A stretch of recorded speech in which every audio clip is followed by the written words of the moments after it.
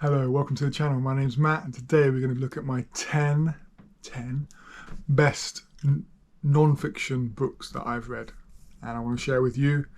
Hopefully you'll find some gems in here. Some of them probably well known, some of them maybe not quite so well known, and one that's probably a bit unusual for a list like this. But we'll come on to that. I haven't figured out what order I'm going to do these in. They're not 10 to 1 because it's non-fiction. It's such a broad range of subjects, to actually rank them like that doesn't make any sense. So we're just going to dive in. I'm going to pick one up and we're going to discuss it very briefly and go through them. So here we go. Let's start with Bill Bryson's A Short History of Nearly Everything.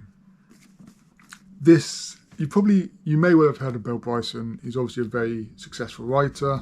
He's written quite a lot of travel books, Notes on a Small Island, Made in America. He also did one on English, The Mother Tongue, I think it was called. So he's written some very successful books, but this one for me is superb. He effectively gives a very brief, a very short overview of everything from the Big Bang to the rise of human civilizations, which is an enormous array of knowledge points that he's picking up on. But he does it in such a way that you feel like you're learning stuff from it. It's not just perfect surface level. There's a bit of depth to it, but also it's written in such an engaging style and easy to read, which is not always the case with sort of popular science.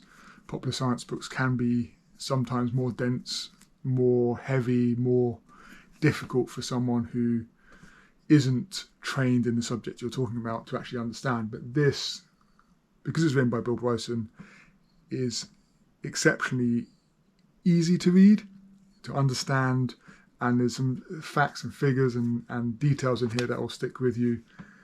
And it's a brilliant overview of the universe, the world, people as we understand them.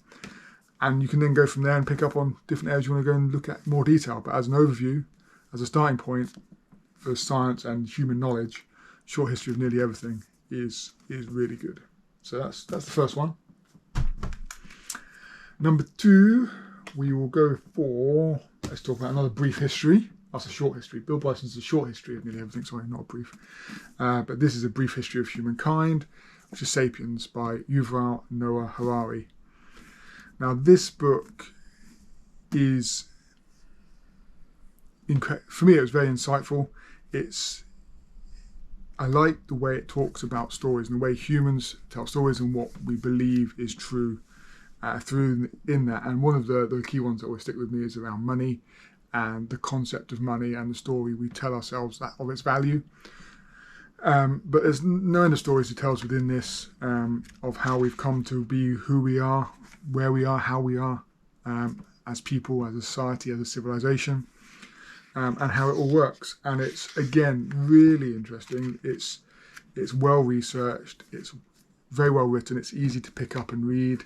Again, like Bill Bryson's, it's engaging. And there's stuff in there which will make you think. It will make you think about the world and the way you see the world and whether you see it in a manner that makes sense or not. And it may well question your views on society as a whole. So, well worth exploring if you haven't Sapiens. He did another follow-up to this, Homo Deus, about the future. I didn't quite enjoy that, didn't engage with me quite as much, but this one was very good. Very, very good. Okay, so that's 2. Where should we go next? Let's stick with the popular science. Popular science, we will go for Quantum by Manjit Kumar. So this is a narrative telling of the debate between Einstein and Bohr over the nature of reality and what is reality and quantum mechanics and quantum theory.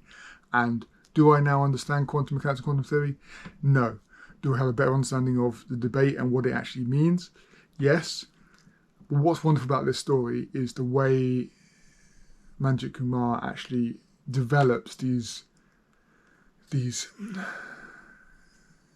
intellectual giants, I suppose, these intellectual giants into real people, which you can understand their thinking, the debate, the conversations, the thought processes, and how we find out about reality and what is real. and it's such an engaging read. It's for what is a incredibly complex and mind-bending theory. You can pick this up, you can read it, you'll understand. You won't understand everything. You won't walk away from this understanding quantum mechanics. Of course you won't. Even people who study it don't necessarily fully understand it. But you can understand the debate and the question marks over what is reality. And it's so engaging. And you meet some of the greatest scientists of, I'd say, just previous to my era, our era. You meet some of the greatest scientists, the world has known. And it's fascinating, absolutely fascinating. The world, the universe is a bizarre, bizarre place. So, yeah, if you've got an interest in quantum mechanics and you don't know where to start, and you've got an interest in sort of physics and the way the world, reality, maybe pick this up, have a go at this. Quantum by Manjit Kumar. It is an engaging read about that discussion, that debate. So that's 3. Let's go next. Let's stick with math, science, physics. A bit more of a fun one. Freakonomics by Steve Levitt and Stephen Dubner. I actually read this on holiday, I believe. It's a good holiday read. It's economics of the real world, asking bizarre questions in the real world, like, about parenting, doesn't matter what name you choose for your child, about estate agents and their similarity to the Ku Klux Klan, sumo wrestlers and cheating. It's a bit about drug dealers and the economics of drug dealing. There's a lot of bizarre questions asked, which they use economics to answer, and it is brilliant. It's funny. There's some remarkable statistics they come out with. There's a bit about crime rates and what caused the reduction in crime over the recent history. But oh man, it's so good. And both of them now have podcasts. Actually, Stephen Levitt runs the Freakonomics network and Freakonomics radio podcast, which is really interesting. And Steve Dubner runs the Freakonomics radio podcast, and Steve Levitt does one of that network called People I Mostly Admire. Both of them are really interesting to listen to as well. But yeah, it just makes you see the world a bit differently. And I think economists. I think why can't I say the word? Economists see the world a bit differently from your average Joe. So yeah, if you want a fun read about economics, Freakonomics is the way forward. Okay, I think that's all sort of the mathsy ones. Let's go for a couple of history-ish ones. Okay, let's do a history one. Going from a lighter one to a much heavier one in every sense of the word. The Rise and Fall of the Third Reich by William L. Shirer. Now this book is obviously what it says. It's the history of Nazi Germany, but it is one of the most detailed histories of Nazi Germany I've read. It was written late 50s, 59 I think it was published. So it's close to the end of the Second World War, but the detail in it is extraordinary, and I learned so much about what actually happened in the build-up to the war, and throughout the war, and the aftermath, or short aftermath, because obviously it's written 14 years afterwards. The detail is extraordinary in this, so if you do have an interest in the Second World War, this is a very interesting book to get some serious detail into your reading. It is a hefty tome, but it is very detailed on one of the defining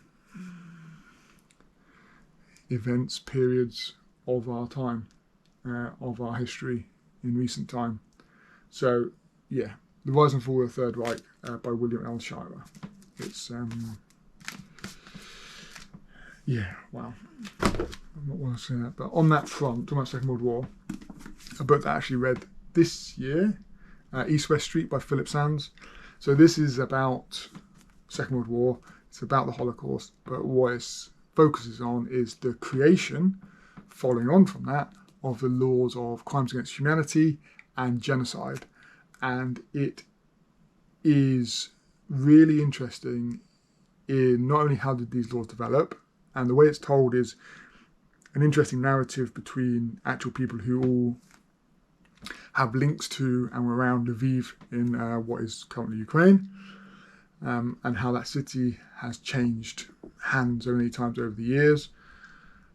But what I took away from this is the question, and I think it's going to stick with me for a long time, is the difference between protecting the group and protecting the individual. And can you do both?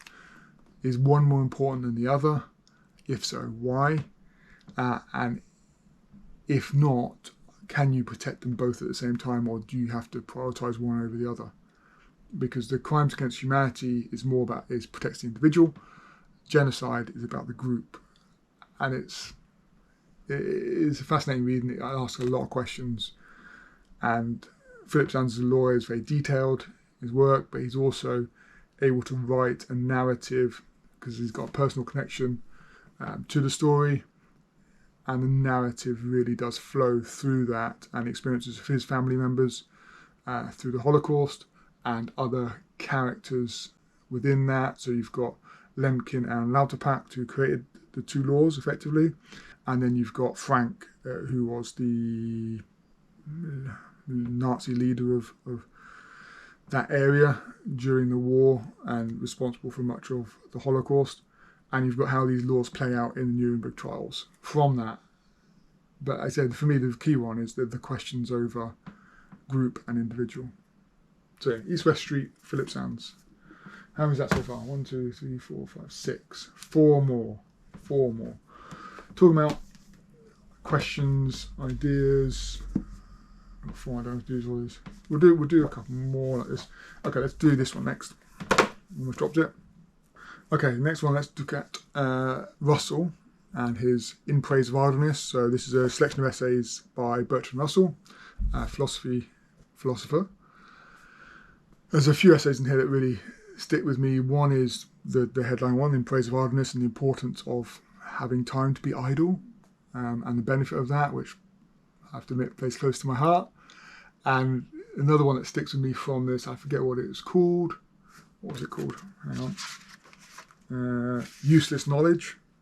I enjoyed that one. Useless knowledge, is there any such thing as useless knowledge, or is all knowledge useful? And does all knowledge have to have practical purpose to be useful? Or can you obtain knowledge purely for the joy of obtaining knowledge, and does just having some knowledge give you more pleasure, or does it always have to be for some productive purpose? So there's some good essays in here, but Russell's In Praise of Idleness, worth having it. But they're the two that probably stand out. Let's have a look, just check my memory. In Praise of Idleness, Useless Knowledge. Architecture and Social Questions is a good one as well. So there's a few, I think there's 15 essays in there in total. So you can pick and choose as you go through it. But that's number 7. Okay, let's go for a controversial one. As number 8, why not? Richard Dawkins' God Delusion. Why is it controversial? Because it's calling God a delusion. So for a lot of people that will be controversial. Now, I'll put my cards on the table. I am an atheist. I don't believe in God. But I remember as a child being brought up Christian and sitting in church and thinking about God and religion and what it means and if there is a God. And I couldn't understand how there was a God and why there's one God when there's other religions who believe in other gods. But then I couldn't understand why, if there wasn't a God, why would people build such magnificent structures of churches and cathedrals to something that doesn't exist? Again, I was very young and naive and didn't really understand the world at that time. And then the more I learned about science and evolution and knowledge and more about other religions, the more I I came to my atheistic beliefs then. I was agnostic for quite a long time, but this book asks questions and really does, it's a very thoughtful process of understanding how we try and fit God into places where we have, in some instances where we have ignorance, we put in place of ignorance, we put God. And actually it's all right to be ignorant of things, and science is the pursuit of that knowledge, and closing those gaps in the knowledge doesn't necessarily mean it's filled with God or some other version of superstition. But there's a lot in there. It's really, for me, it was fascinating. It helped me form my view of the world and my spiritual understanding of myself and my place in society. So a meaningful book for me. And if you questioning religion and your religious beliefs, you may find it of interest. If you're stalwart in your religious beliefs, you may find it helps you understand your beliefs better, and by questioning some of them, which is no harm in having questions to answer, because it helps you cement your knowledge and your understanding of yourself. But an excellent read. So The God Delusion by Richard Dawkins will be number 8 in this list. We've got 2 more. Now both of these are a bit different from maybe what you see in most other lists.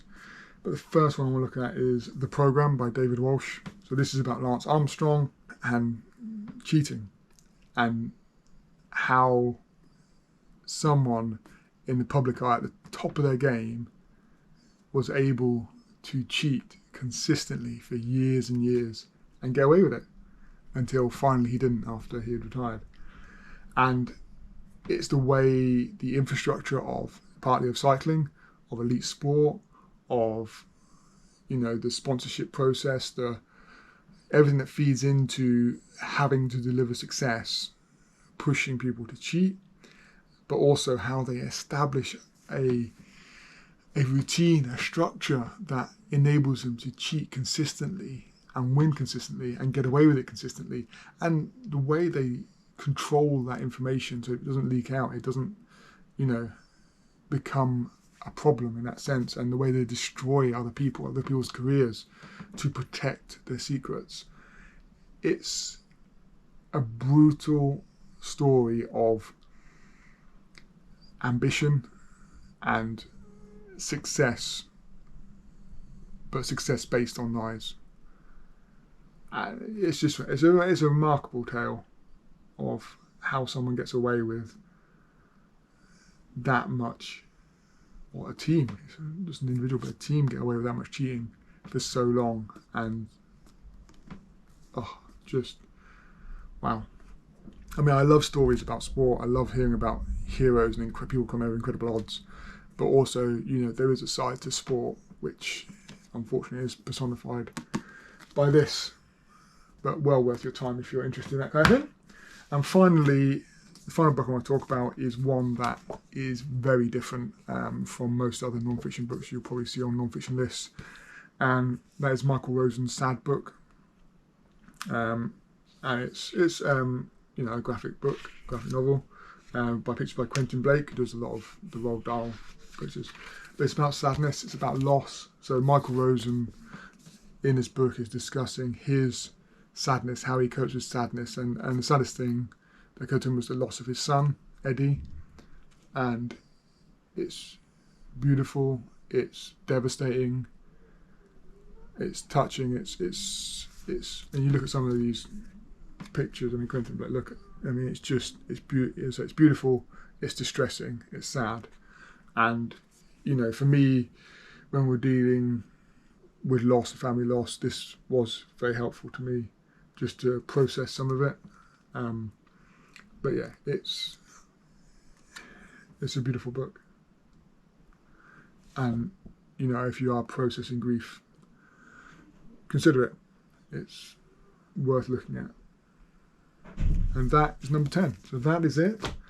That is the 10 non-fiction books I have for you today. Hope you enjoyed that. If you did, please do like and subscribe. There are more if you want to see more of my non-fiction recommendations.